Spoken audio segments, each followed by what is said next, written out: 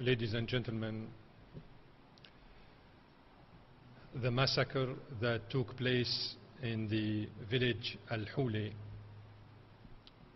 in Syria is an appalling, horrific,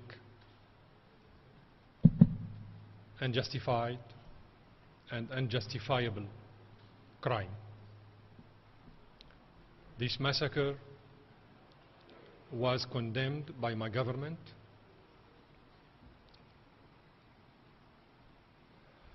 in the strongest terms possible.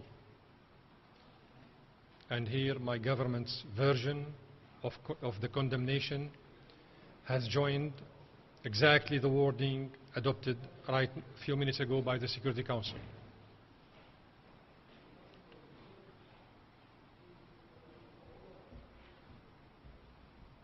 I would like here to condemn also, on behalf of my government, the tsunami of lies that were said a few minutes ago by some members of the Council who tried to mislead you by saying that their way of leveling accusations against my government is based on what they said, evidences. They are wrong and they are misleading you. Neither General Mood nor anybody else told the Security Council in the informal session that he would blame the Syrian government's forces for what happened. It's really pitiful and regrettable that some members of the Council came out just a few minutes after General Mood had finished his briefing to mislead you, to tell you lies about what happened.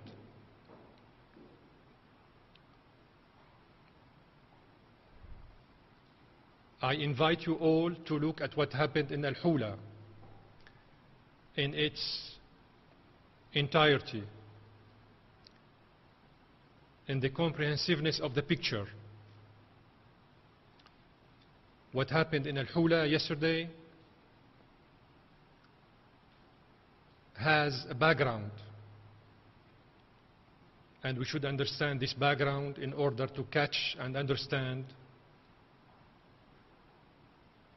who perpetrated this crime. Yesterday, after the Friday prayer, 200 to 300 armed men gathered around 2 o'clock p.m.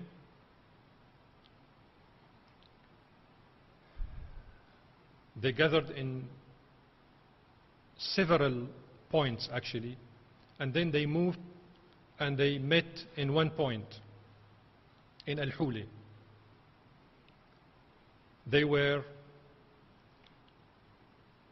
They had pickup cars loaded with heavy weapons such as anti-tank missiles,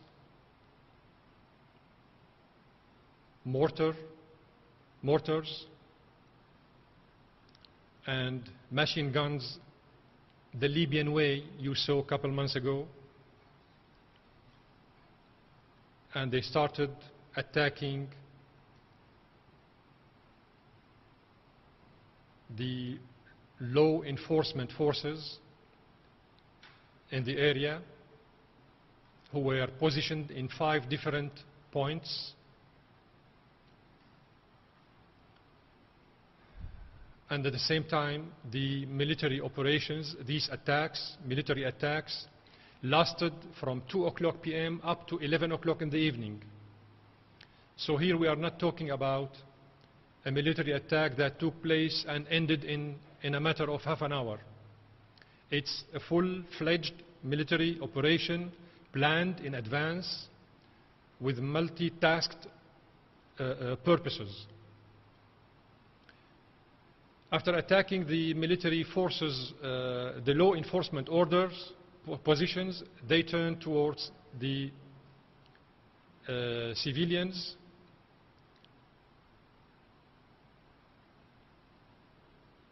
and then they moved to another village, which is very next to the Al-Hula, 1 kilometer away, where they burned the national hospital.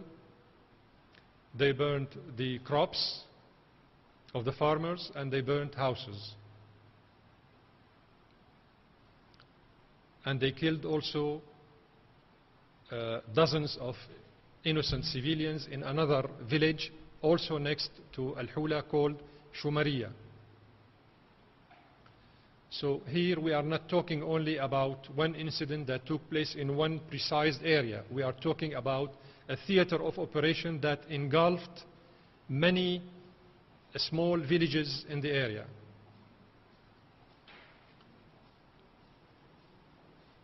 My government has established a national commission of inquiry tasked with the mission of finding out who are the perpetrators of this horrific massacre, so that they will be brought to justice. Whoever committed these crimes will be held accountable by the Syrian authorities, by the Syrian government's law in the country. The press statement adopted by the Security Council today adopted somehow the version of events submitted by General Mood. If you go to the language in which the press statement was written, you would find in it that nothing indicates that the Council is blaming the Syrian government forces for the killings and the perpetration of the massacres. On the contrary, it identifies that other elements in the picture may be responsible for what happened. Sorry. I'm saying this because the press statement says that the Security Council condemns in the strongest possible terms the killings confirmed by the United Nations observers. I am here also confirming on behalf of my government that there were killings of dozens of civilians, 114. And then in attacks that involved a series of government artillery and tank shellings on a residential neighborhood. Then the members of the Security Council also condemned the killing of civilians by shooting at close range and by severe physical abuse. Most of the killings that took place in Al-Hula are due to this kind of assassination, killing at close range, not killed due to the artillery shellings, because artillery shellings would not leave the bodies of the victims the way you saw them. Here we are talking about the Algerian killing styles in the early 90s.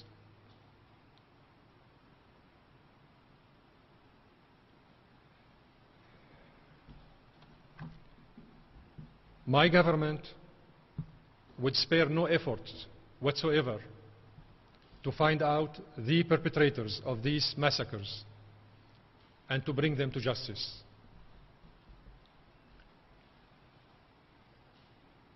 I would like to add to that the Security Council should meet also to identify and call on those who are arming the terrorist groups in Syria, who are hosting them, instigating them and inciting them to violence, and protecting them, also to be brought to justice. Some members in the Council, their officials, said it publicly. Some of them are permanent members. Their high-level officials said it publicly, that they would spare no effort to present and to provide the Syrian opposition with weapons, and some of them said non-lethal weapons. I don't know what does it mean. But the immediate outcome of this weaponization of the opposition resulted in the form of kidnapping the Lebanese pilgrims coming back from Iraq through Turkish territory, and in the form of suicide bombings and the infiltration by Al-Qaeda of Syrian territory. So we don't need double language in the Security Council. We need to bring everybody accountable to the justice, even though if we touch upon some permanent members. Those who have great interest in stopping violence and bringing to success the national inclusive dialogue in Syria should stop interfering in our domestic affairs, stop arming, hosting, financing, and protecting the armed terrorist groups in my country. You cannot be an arsonist and a fireman at the same time. And this is exactly, unfortunately, the case of some members in this Security Council. The Arabic, the regional, and the international dimensions of the Syrian crisis are not murky situation anymore. And everybody knows what we are talking about. I'm in your hands.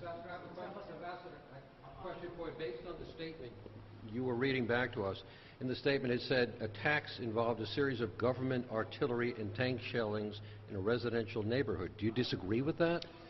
I disagree with the interpretation provided. I disagree with the interpretation provided to you of this sentence by the German ambassador, the British ambassador, and others. The interpretation was wrong. The interpretation was wrong. It's up to General Mood to present the facts. It's not up to the German ambassador or the British ambassador or other ambassadors. But is it a fact that there was government shelling on a residential neighborhood? Is that a fact, without interpretation? General Mood did not say that. What did he say? I don't know. I wasn't there. Why do you think they put it? Because he didn't say it. I was watching him on Al Arabiya also, and he didn't say that. What about Ban Ki-moon? What about, some are saying that this letter that's now been made public that he gave to the council is somehow more critical of the government than the briefing that was done by General Mood. Do you I mean, I guess in the sense of saying that the circumstances were unquote unclear that led up to it, what is there a split? Is General Mood, I guess, either more factual or nuanced than the Secretary General? What do you make of this letter? This is exactly what I was trying to say to your colleague. General Mood said that the circumstances were unclear with regard who to blame for this attack. Yes, he did say that, but in this context, not in the context provided to you by some ambassadors. Please. No, I just to clarify the question. Do you feel that this letter of the Secretary General, is it more akin to the statements of the German and the UK ambassadors made out here, or to the statements made by General Mood in consultations? More inclined to sympathize with the German and British ambassador, of course. Please. In what way will the UNSMIS help in the investigation of these murders? In what way? Will there be a group of investigators, Syrian and international? There is a close cooperation between the Syrian government and UNSMIS in Syria. Of course, after establishing the National Inquiry Commission, the Syrian National Inquiry Commission of investigation, the Syrian authorities would share with General Mood the outcome of this investigation, and then of course General Mood will in his turn transmit this information or share this information with the Security Council and Mr. Kofi Annan. One important point, gentlemen, every time, you may remember that every time the Security Council has scheduled a session to discuss the Syrian crisis, something should happen in Syria, either a suicide bombing or a terrorist attack or a kind of massacre, the one unfortunately we are discussing today. So it is not a coincidence. I mean, it's not an innocent coincidence that the the massacre took place only one day before the arrival of Mr. Kofi Annan to Syria. That this dimension is very important because it casts a shed of doubts about the real motivations of those who perpetrated this horrific crime. They are seeking escalation. They are seeking mobilization of the Security Council against the Syrian government. No government whatsoever would massacre its own citizens for achieving political victory over its opponents. Using artillery and shelling and tanks and missiles wouldn't kill these innocent civilians the way they were killed by. And this has been notified by the Security Council press statement when they said that they were killed at a close range. That means it's a pure assassination. It's not about using artillery and tanks, shellings. Ambassador, who do you believe is responsible for the killings? If you say it's not the Syrian government, who did it? The armed terrorist groups have initiated this kind of terrorist attacks from the beginning of the crisis in Syria. Here we are not talking about the first incident that takes place in Syria. Of course, what happened yesterday is horrific, appalling, unjustified and unjustifiable crime. But this style of killings is not done by any government on earth. It's about armed groups. It's terrorist group. It's a terrorist crime. We cannot describe it with different terms. Whoever committed this crime will be held accountable to the Syrian justice.